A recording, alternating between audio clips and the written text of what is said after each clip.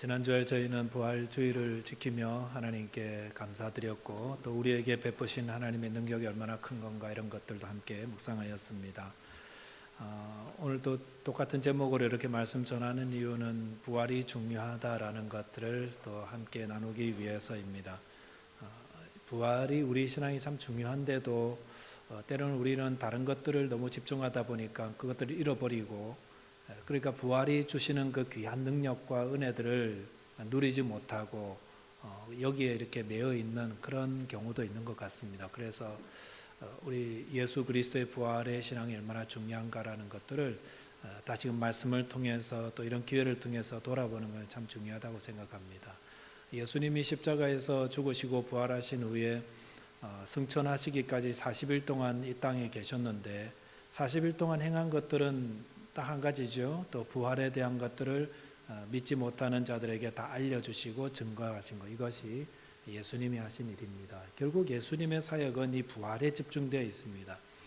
모든 사역이 부활을 이렇게 향해 가고 있는 거죠. 그래서 부활에 이르러서 모든 것이 이제 클라이막스가 되는 것입니다. 그러니까 우리도 우리 신앙에 있어서 내가 하나님 예수 그리스도의 부활을 얼마나 믿고 확신하느냐에 따라서 우리의 신앙의 색깔도 달라지고 또 예수 그리스도를 믿는 그 어떤 내용 자체도 완전히 달라지는 겁니다.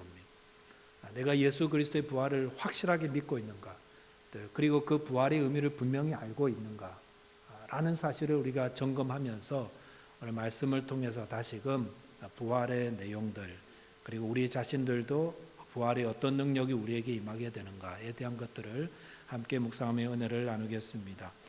첫째로 부활은 승리의 소식입니다. 승리의 소식. 부활은 승리입니다. 그러니까 부활을 믿는 신앙은 승리의 신앙을 살아간다, 이렇게 말씀드릴 수 있습니다.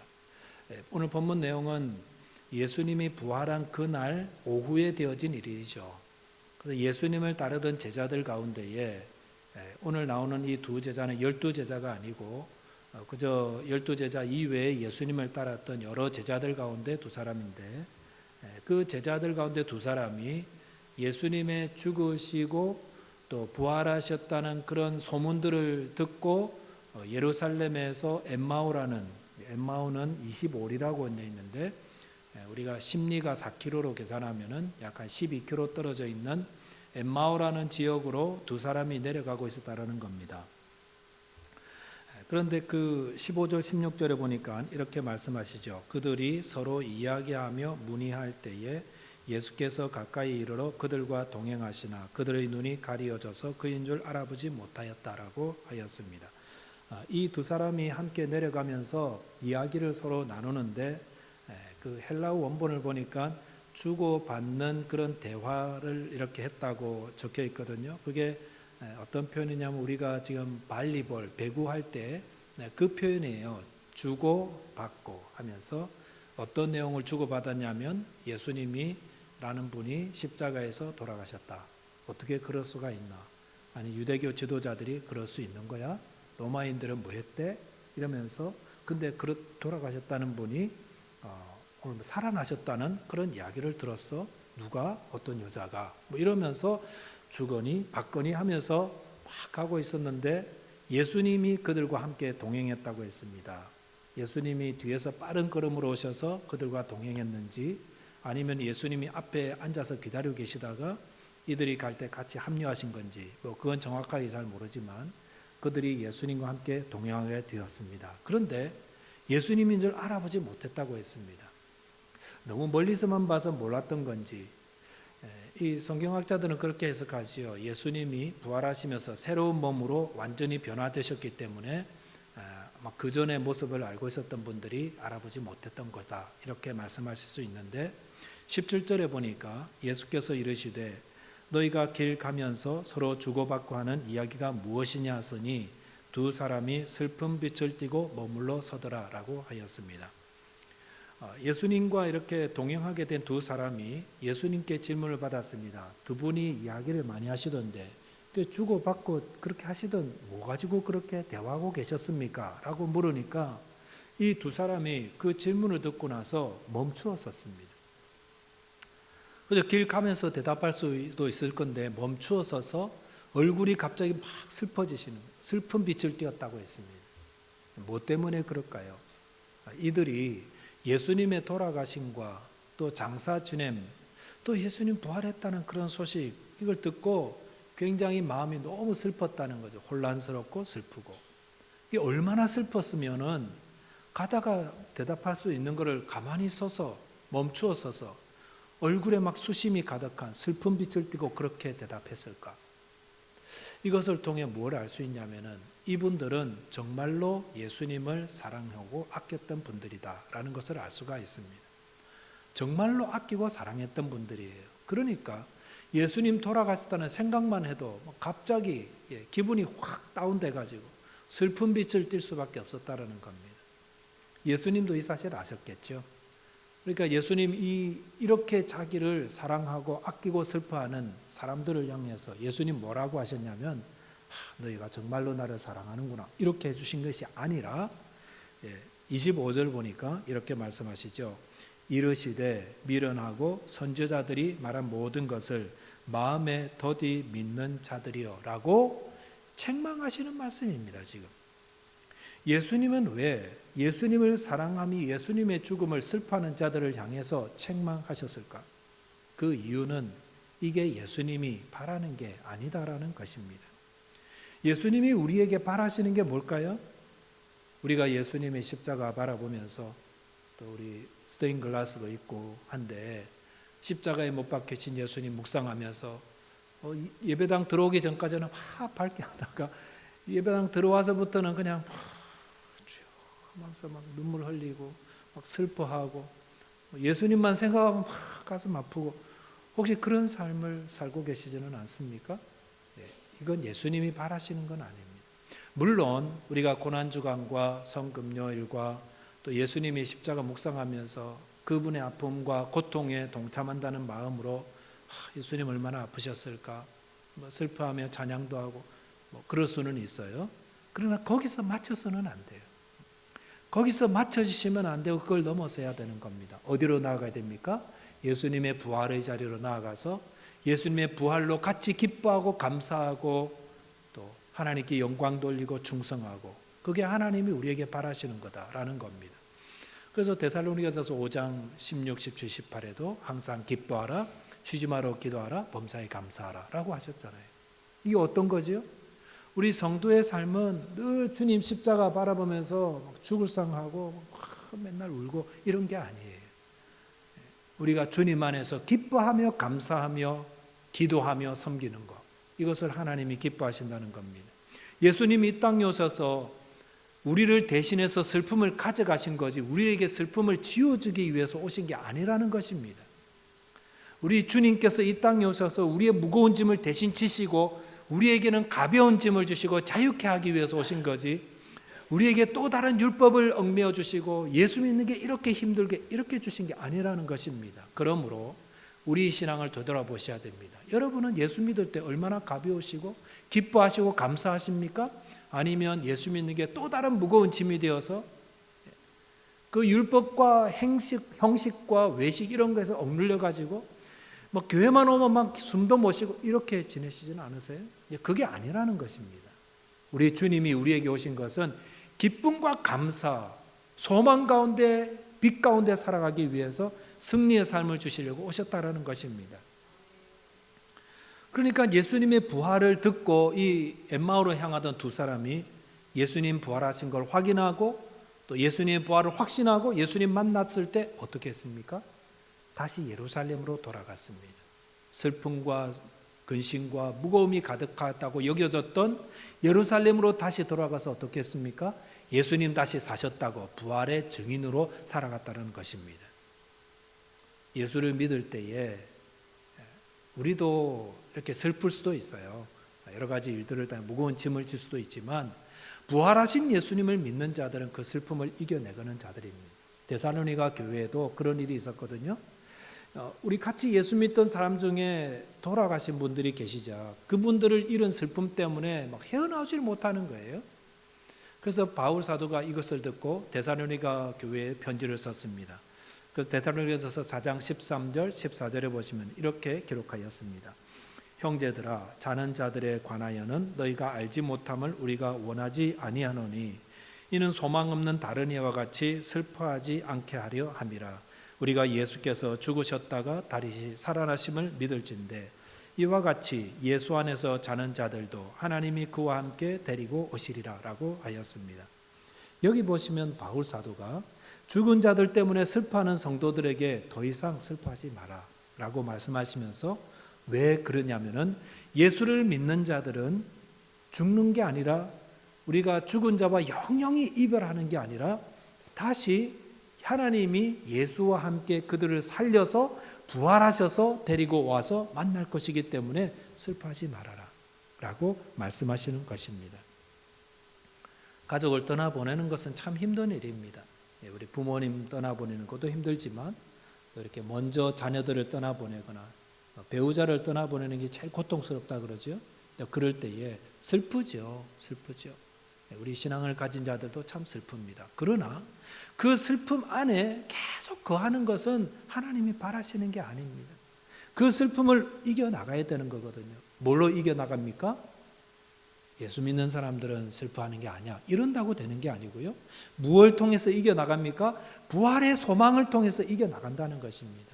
그래, 지금은 헤어지지만, 지금은 잠시 보지 못하지만 부활의 믿음 안에서 이분들과 다시 만나게 될 거예요 라는 그런 믿음으로 슬픔을 이겨나가는 겁니다.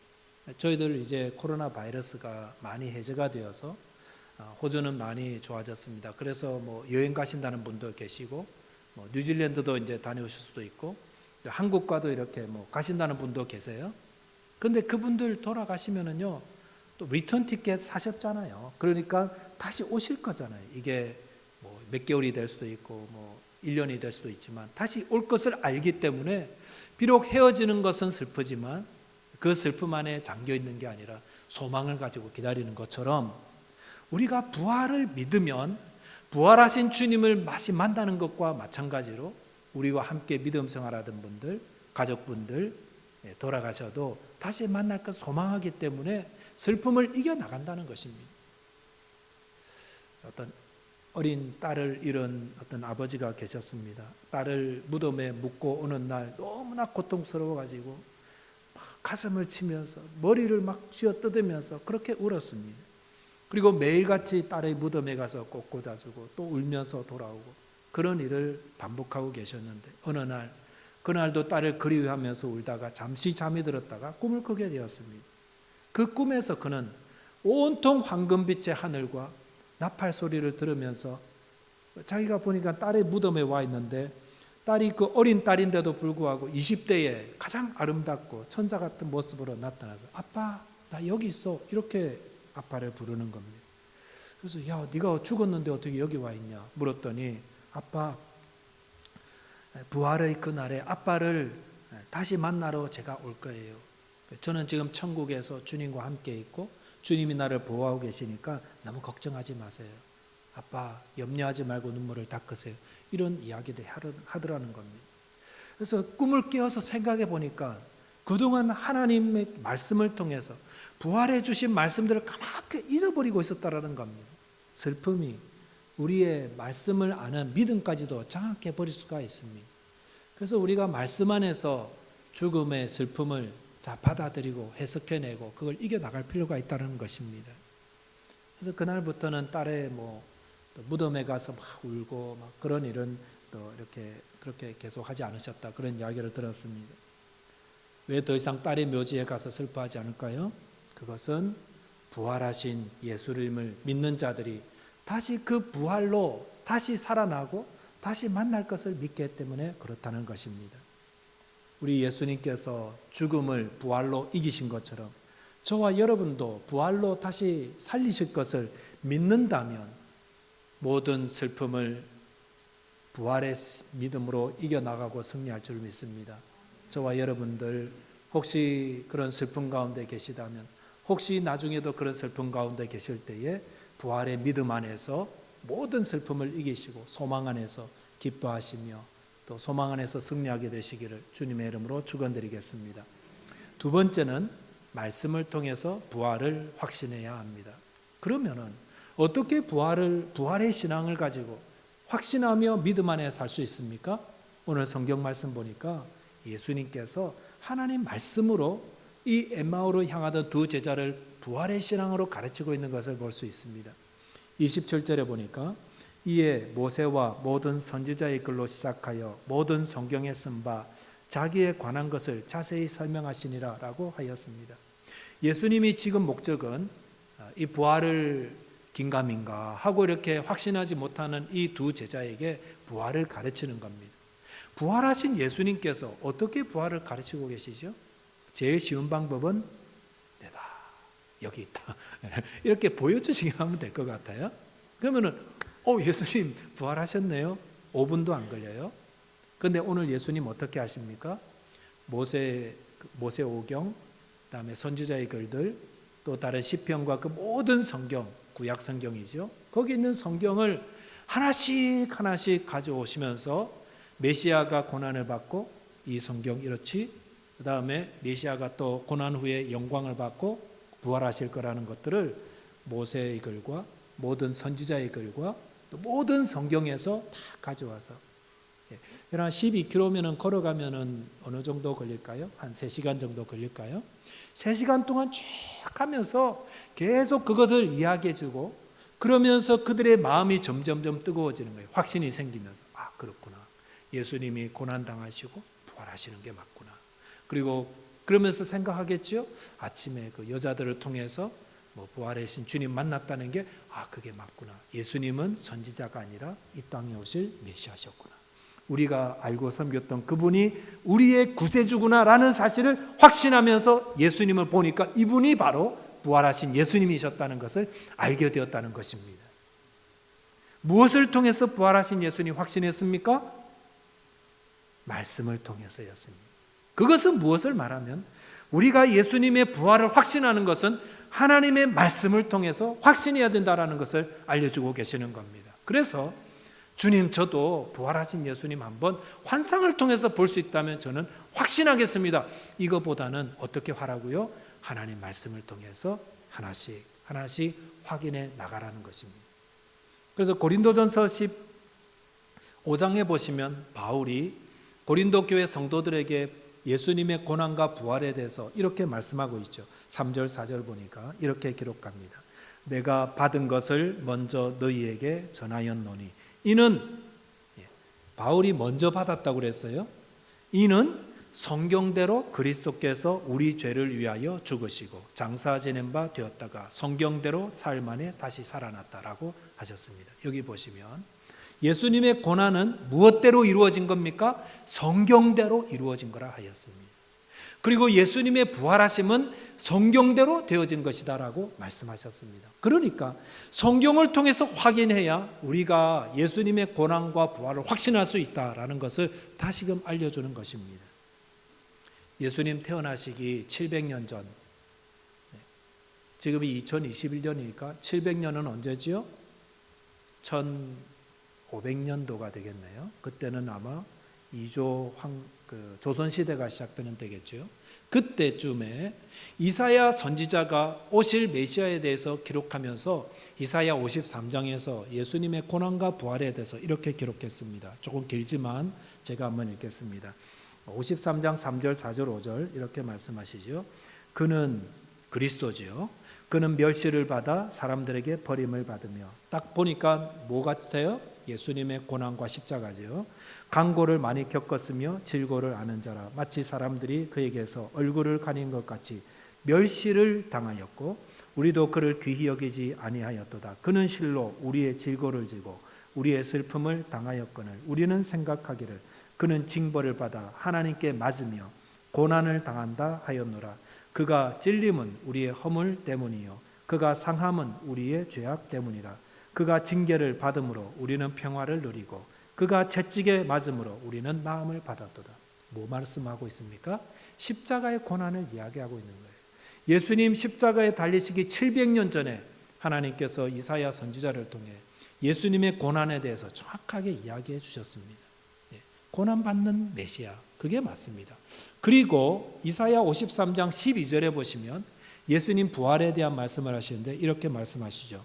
그러므로 내가, 앞에 이제 고난 당했기 때문에, 그러므로 내가, 성부 하나님이시죠, 그에게, 그리스도를 말합니다. 종기환 자와 함께 몫을 받게 하며 강한 자와 함께 탈취한 것을 나누게 하리니 이는 그가 자기 영혼을 버려 사망에 이르게 하며 범죄자 중 하나로 헤아림을 받았음이니라. 그러나 그가 많은 사람의 죄를 담당하며 범죄자를 위하여 기도하였느니라 라고 하였습니다. 메시아 선지자를 통해서 하나님께서 메시아가 우리의 질고를 지고 죽으시고 그 다음에 영광을 얻게 하고 존귀함을 얻게 하겠다. 무엇을 통해서? 부활을 통해서.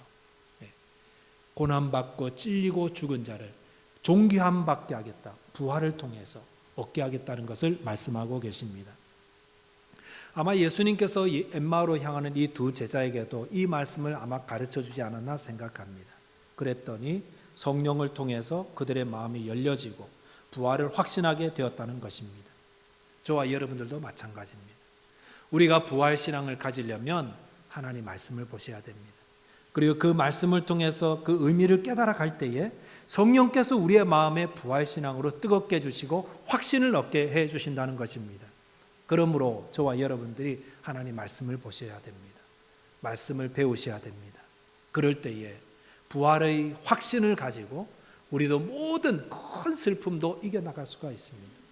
예수 믿는 분들은 돌아가실 때 얼굴 보면 안다고 그러잖아요. 왜요? 돌아가실 때 뭘 생각하니까? 예수님 안에 있으니까 나도 주님과 함께 부활하겠구나. 이 죽음을 넘어가면 부활하겠구나. 이걸 안다는 겁니다. 그러니까 마음에 확신과 소망을 가지고 돌아가시니까 얼굴 표정이 편안함과 승리의 얼굴이 될 수밖에 없는 것입니다. 저와 여러분들 안에 이 소망이 있어야, 이 부활의 믿음이 있어야 됩니다. 저와 여러분 언젠가 다 돌아가실 거잖아요. 그럴 때 목사가 가서 제가 여러분의 얼굴을 보면서 부활신앙을 가진 분이 돌아가셨구나, 이렇게 기쁨으로 장례식을 치를 수가 있습니다. 제가 먼저 죽을 수도 있고요. 저 여러분 안에 이 부활신앙 가지고 확신하시고, 부활신앙은 그냥 시간 지난다고 생기는 게 아닙니다. 하나님 말씀을 대하셔야 됩니다. 또 말씀을 배우셔야 됩니다. 그 말씀을 통해서 저와 여러분 안에 부활신앙으로 확신이 가득하여서 어떤 죽음 앞에서도 어떤 어려움 앞에서도 두려워하거나 슬퍼하지 않고 이겨나가서 주님 안에서 승리하는 그런 부활신앙인들 다 되시기를 주님의 이름으로 축원드리겠습니다. 기도하겠습니다. 하나님 감사합니다. 우리 주 예수님께서 이 땅에 오셔서 죽음을 이기시고 부활하셔서 저희들 죽음과 사망 권세 아래 있던 저희들을 해방시켜 주시고 이제는 그 어떤 것들도 우리를 두렵게 하지 못하고 또 우리를 해방시켜 주시고 또 죽음을 이길 수 있는 승리를 허락하여 주신 것을 감사드립니다. 주님, 우리 모두 부활의 신앙 확신하게 하여 주시고 어떤 어려움과 또 두려움과 슬픔 안에 사로잡히지 말고 그것을 이겨나가며 하나님께 영광 돌리는 부활의 증인이 되는 하나님의 백성들 다 되게 하여 주옵소서. 우리 주님 예수 그리스도 이름으로 기도하옵나이다. 아멘.